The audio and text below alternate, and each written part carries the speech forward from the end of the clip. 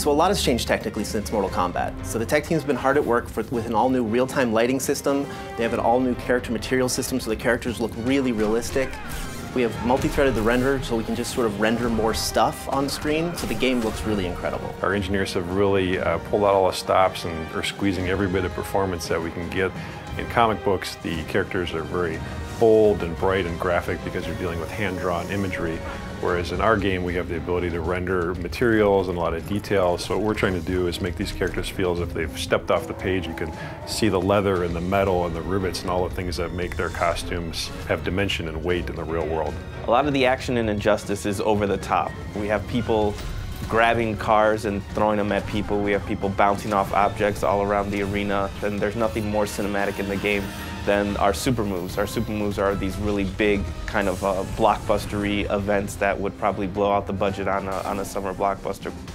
So our mantra for this game has always been, this is the big blockbuster summer movie that you've always wanted to see with superheroes. The environment choice in Injustice is just as important as the character choice. We have several interactable zones spread out among each one of the environments, and they're not cookie cutter, they're not placed in the exact same place for each environment. So depending on your style of gameplay, you're going to want to pick an environment that kind of eases towards your style of gameplay. We have multiple levels on many of the arenas as well, and every time you play the game, it's going to be a little bit different. The button layout has changed in Injustice from Mortal Kombat. First, we got rid of the block button. You now hold back to block for all attacks. Also, 3 attack buttons, light, medium, and hard. So the additional button we call the character trait button, and that's a specific attack designed to showcase each character. So in the case of Nightwing, he uses the button to switch between his Kali stance using Kali sticks and his staff stance where he uses a staff, and there's completely different attacks. In the case of Cyborg, he uses the button to sort of charge up his health, so you're going to get different effects for every character. The combo system in Injustice will feel very familiar. Instead of using a special move to start a combo, you actually will use your special moves to link combos. You can also cancel out of a combo to link into a level transition or into a pop-up.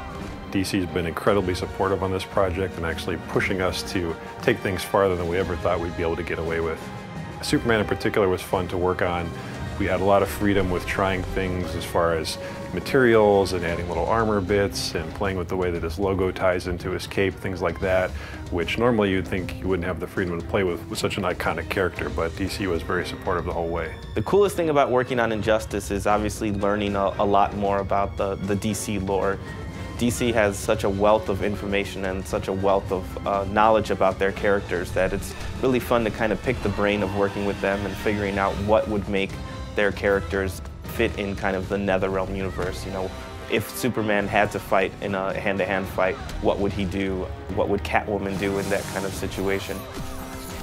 What excites me about working on Injustice is we get to play with superheroes. We get to make Superman, Batman, The Flash, Harley Quinn, characters that we've seen in cartoons and grown up with our entire lives.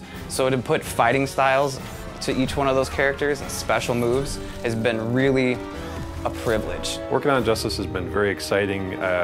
I'm not the only comic book fan on the team, and for all of us, this is a lifelong dream to be able to work with these iconic characters that we've been reading about and thinking about all our lives, and to actually have a chance to put our stamp on it is a really exciting opportunity. So my favorite part about working on Injustice, and this is going to sound sappy, is I get to work with 2 great teams. I get to work with the NetherRealm team who made Mortal Kombat and the amazing talent here, as well as the awesome talent at DC Comics.